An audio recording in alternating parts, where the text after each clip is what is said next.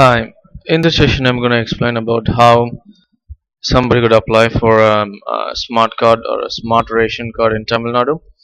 This session is sponsored by wikiprocedure.com, and all the information that I'm going to provide in this session can be obtained from this following URL, as well as I'm going to provide this URL in the description of this video, so you could access it straight from the descriptions, as well as any links that I'm gonna show in the coming slides are going to be placed in this page, so you could access it straight from this page rather than retyping them. I'm gonna take you to this page and show you how the information is displayed. So you could see the information is kind of displayed in headings, which is easy to understand, as well as links are embedded here, so you could access it straight from here rather than retyping them. I'm going to take you back to the slides. Following are the list of items that we're going to cover in this session. Need for a smart ration card. If you want to buy rice, wheat, sugar, or any other staple items like lentils or tea, you could buy it for a cheaper price from government ration shops. And if you want to buy anything from a government ration shop, then you have to have a smart ration card with you. That is the requirement for it, and it can be also used for a residential proof of identity, for proof of photo identity, validation of age. Yeah. Eligibility: if you can provide a resident proof of a place where you're applying from, then you're eligible for applying for a smart ration card. Required documents: you could present one of the following documents that is listed here for proof of identity, and one passport size photograph of the applicant should do.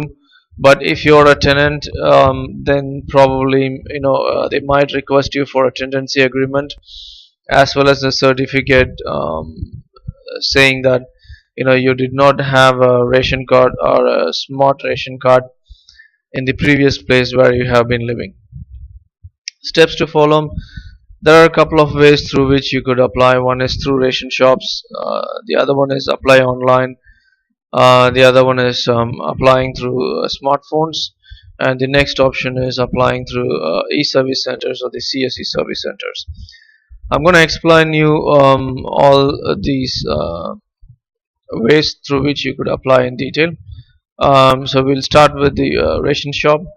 So for the ration shop, you have to approach to apply through ration shop, you have to approach your nearest ration shop for applying, and the best way to find out your nearest ration shop is that either you speak to somebody locally, as a local resident, they should be able to help you out in identifying, or you could approach any grocery shop nearby. They should be able to point you out in the right direction.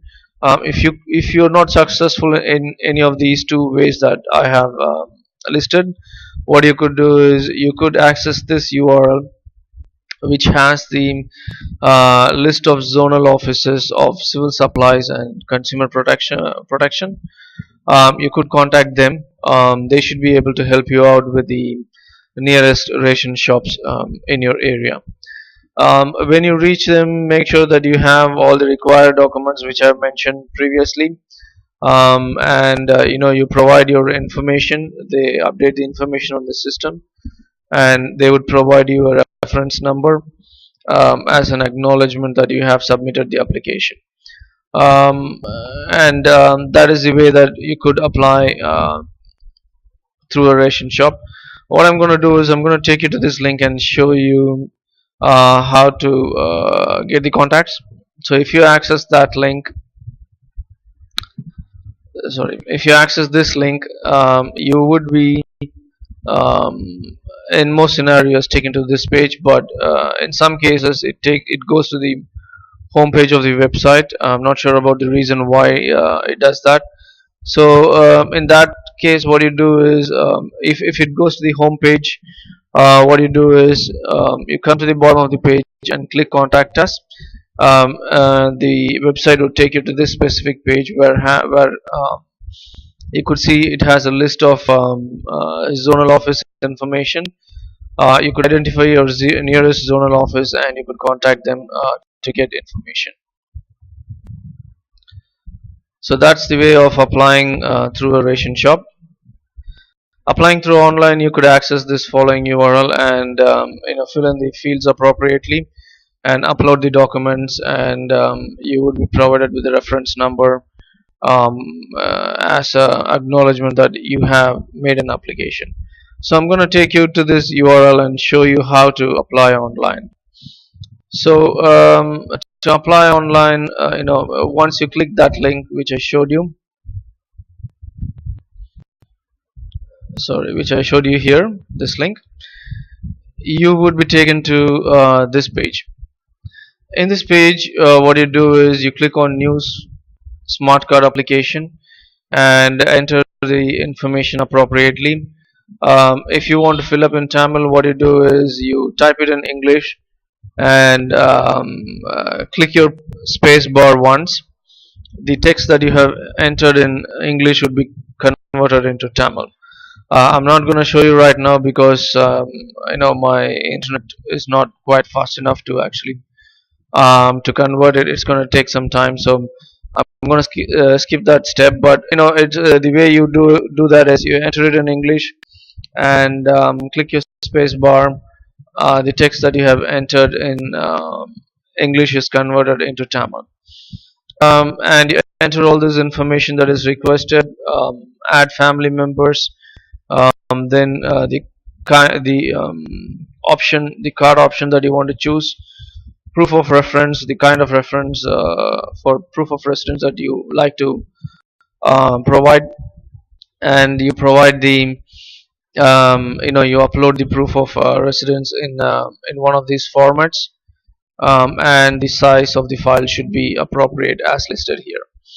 And you also tick the boxes appropriately and click on submit. That should provide you with the reference number for submission of your application.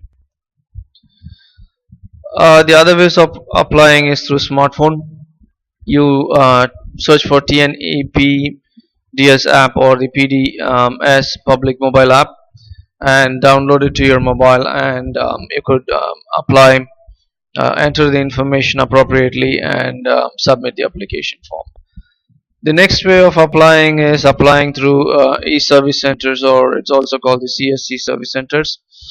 You could find the e-service centers or the CSC service centers in your municipality office or the Tahsil office. In Tahsil office, normally it's called as the Tahsil Computer Center in some villages.